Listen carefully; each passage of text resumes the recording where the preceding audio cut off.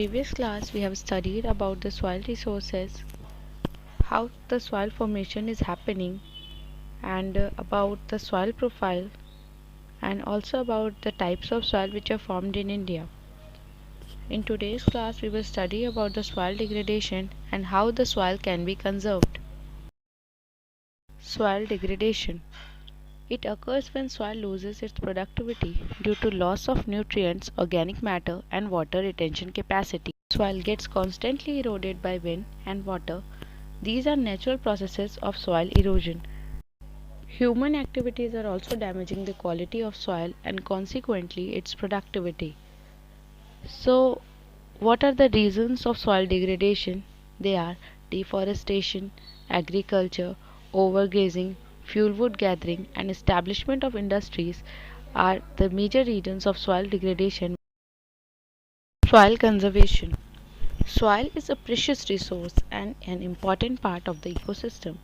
If you have soil, you have life. Just imagine a world with no soil. So it takes nearly 500 years to form soil 1 centimeter thick. So soil conservation is the prevention of the wasteful use of soils to conserve resources for the future generation. Soil conservation is very important. Practices to control soil degradation. There are some methods that will help in controlling the degradation of soil, that is ground cover vegetation, mulching, the contour farming, intercropping, terrace farming, crop rotation, drip irrigation, shelter beds or windbreaks. Ground cover vegetation. It is important to establish and maintain ground cover vegetation which will minimize wind, water and soil erosion. It will also improve soil and air quality by planting perennial plants and improve water quality, thereby resulting in an increase in vegetation cover.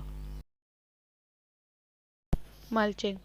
It is a simple and beneficial practice to stabilize soil temperature, retain soil moisture, and reduce soil erosion. Basically, mulching is protective layer spread on top of the soil. The material used to create this layer can be both organic and inorganic. The third method is contour farming. In this, two kinds of things we are doing, that is contour barriers and contour plugging. Contour barriers help in reducing soil erosion and hence store more water in the soil for agricultural benefit. Barriers can be made of stones, crop stalks, and leaves or earth mounds. Contour plugging is a farming practice of plugging across a slope along its contours. This helps in the slowing down of running water during rainstorms, allowing water to percolate into the soil. Intercropping is a method of growing two or more crops on the same land in the same growing season. Generally, one is fast growing crop while the other takes longer to mature. Terrace farming. This method of farming it involves growing crops on the sides of hills and mountains on broad step-like formation. It also helps or reduce the runoff of rainwater and carrying of soil with it. Crop rotation. When we grow two or more crops one after the other in a regular sequence on the same land, the method of farming is called crop rotation. It controls insects and diseases and also helps to conserve the soil nutrients. Drip irrigation and shelter belts or windbreaks are also method of farming to conserve the soil.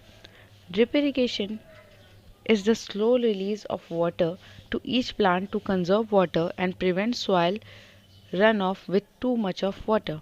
In shelter belts or windbreaks, it acts as barriers against fast blowing winds. It is usually made up of one or more rows of trees or shrubs planted to provide shelter from wind and prevent soil erosion.